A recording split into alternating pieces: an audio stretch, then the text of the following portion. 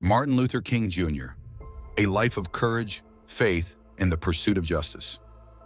Introduction. Martin Luther King Jr. remains one of the most influential and revered figures in American history in the global struggle for civil rights. As a Baptist minister, social activist, and advocate for nonviolent resistance, King's leadership helped transform a deeply divided nation and inspired movements for justice around the world. His vision of equality, delivered through powerful speeches and peaceful protests, continues to resonate decades after his assassination. This extensive narrative explores Martin Luther King Jr., his journey from his early life in Georgia to his rise as a civil rights leader, his enduring legacy, and the values that defined his remarkable life. Early life and family background. Martin Luther King Jr. was born on January 15, 1929, in Atlanta, Georgia, to Reverend Martin Luther King Sr. and Alberta Williams King. He was the second of three children in a family deeply rooted in faith and activism. His father, known as Daddy King, was a prominent pastor at Ebenezer Baptist Church and a staunch advocate for racial equality. Young Martin grew up in a relatively comfortable middle-class household, but he was no stranger to the harsh realities of segregation and racism. Atlanta, like much of the South, was deeply segregated. Despite his early exposure to prejudice, King's family instilled in him a strong sense of self-worth, faith in God, and the importance of education. He was a gifted student who skipped both the 9th and 12th grades, entering Morehouse College at the age of 15. At Morehouse, he was influenced by the president, Dr. Benjamin E. Mays, a theologian and civil rights leader who became a mentor to King. Inspired by Mays and his father, King decided to enter the ministry. Theological education and formation of beliefs. After graduating from Morehouse in 1948 with a degree in sociology, King attended Crozer Theological Seminary in Pennsylvania, where he earned a Bachelor of Divinity in 1951. It was during this time that King was introduced to the philosophies of Mahatma Gandhi and nonviolent resistance, which would later become central to his civil rights activism. King was also exposed to the works of great thinkers such as Plato, Hegel, Marx, and Reinhold Niebuhr.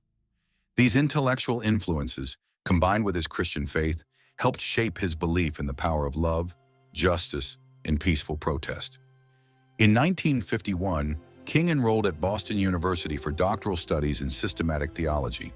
While in Boston, he met Coretta Scott, a talented singer and activist from Alabama. The two married in 1953 and would go on to have 4 children. King completed his PhD in 1955, becoming Dr. Martin Luther King Jr., Montgomery bus boycott and emergence as a leader. In December 1955, Rosa Parks, a black woman, was arrested in Montgomery, Alabama, for refusing to give up her seat to a white man on a segregated bus. Her arrest sparked the Montgomery bus boycott, a 381-day mass protest against racial segregation in public transportation. King, then a young pastor at Dexter Avenue Baptist Church, was chosen to lead the Montgomery Improvement Association, which organized the boycott. Under King's leadership, the protest remained nonviolent despite harassment, arrests, and threats. His eloquence, courage, and commitment to nonviolence quickly gained national attention. The boycott ended in success when the Supreme Court ruled that segregation on public buses was unconstitutional. King emerged from the movement as a national civil rights leader and was propelled onto the global stage. Founding the Southern Christian Leadership Conference, SCLC, in 1957, King co-founded the Southern Christian Leadership Conference, SCLC, an organization designed to harness the moral authority and organizing power of black churches to conduct nonviolent protests for civil rights reform. As president of the SCLC, King traveled the country advocating for civil rights, voting rights, and an end to segregation. He met with political leaders, gave speeches, and led demonstrations, always emphasizing the importance of love, justice, and peaceful resistance. King's leadership helped galvanize a growing movement and brought hope to millions of African Americans living under Jim Crow laws. The Birmingham Campaign and Letter from Birmingham Jail. In 1963, King and the SCLC launched the Birmingham Campaign, a series of nonviolent protests against segregation in one of the most racially divided cities in the South. The campaign included sit-ins, marches, and boycotts, and it faced brutal opposition from local authorities. King was arrested during the campaign and wrote his famous letter from Birmingham jail in response to local white clergy who criticized his actions. In the letter, King eloquently defended civil disobedience and criticized the slow pace of racial reform. He wrote, "Injustice anywhere is a threat to justice everywhere," a phrase that became a rallying cry for the civil rights movement. The campaign drew national and international attention, especially after images of police dogs and fire hoses being used against peaceful protesters, including children, were broadcast on television. The public outcry helped spur federal action and led to negotiations to desegregate public facilities in Birmingham. The March on Washington and I Have a Dream.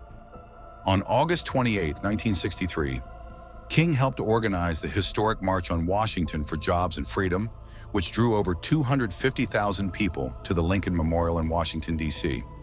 The march was a pivotal moment in the civil rights movement and aimed to advocate for civil and economic rights for African Americans. King's speech at the event, now known as the I Have a Dream speech, is widely considered one of the greatest speeches in American history. In it, King envisioned a future where people would be judged by the content of their character rather than the color of their skin. His words stirred the hearts of millions and solidified his role as the moral leader of the civil rights movement. Civil Rights Act and Nobel Peace Prize. The momentum from the March on Washington helped push the Civil Rights Act of 1964 through Congress. The landmark legislation outlawed segregation in public places and banned employment discrimination based on race, color, religion, sex, or national origin. In recognition of his leadership and nonviolent struggle for equality, King was awarded the Nobel Peace Prize in 1964 at the age of 35, becoming the youngest recipient at the time. He donated the prize money to civil rights organizations and continued his efforts to end racial injustice. Selma and the Voting Rights Act. In 1965, King led a campaign for voting rights in Selma, Alabama, where Black citizens faced significant barriers to voter registration. The campaign culminated in a series of marches from Selma to Montgomery, the state capital. The first march, known as Bloody Sunday, saw peaceful protesters brutally attacked by state troopers on the Edmund Pettus Bridge. The images of violence shocked the nation and spurred President Lyndon B. Johnson to call for new legislation. Later that year, Congress passed the Voting Rights Act of 1965, which banned discriminatory voting practices and empowered the federal government to oversee voter registration in states with histories of racial discrimination. It was another major victory for the movement and a testament to King's unyielding commitment to justice. Expansion of vision, economic justice, and opposition to the Vietnam War. As the civil rights movement progressed, King began to broaden his focus to include issues of poverty and economic inequality. He launched the Poor People's Campaign in 1967, aiming to address systemic economic injustice affecting people of all races. King also spoke out against the Vietnam War, believing that the conflict diverted resources from social programs and disproportionately affected the poor and minorities.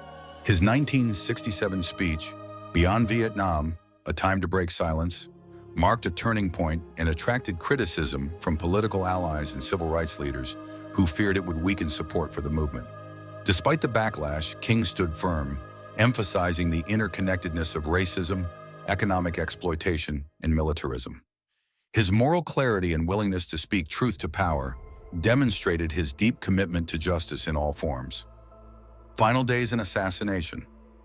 In 1968, King traveled to Memphis, Tennessee, to support a strike by Black sanitation workers demanding better pay and working conditions. On April 3rd, he delivered his final speech, "I've Been to the Mountaintop," in which he reflected on mortality and the enduring struggle for justice.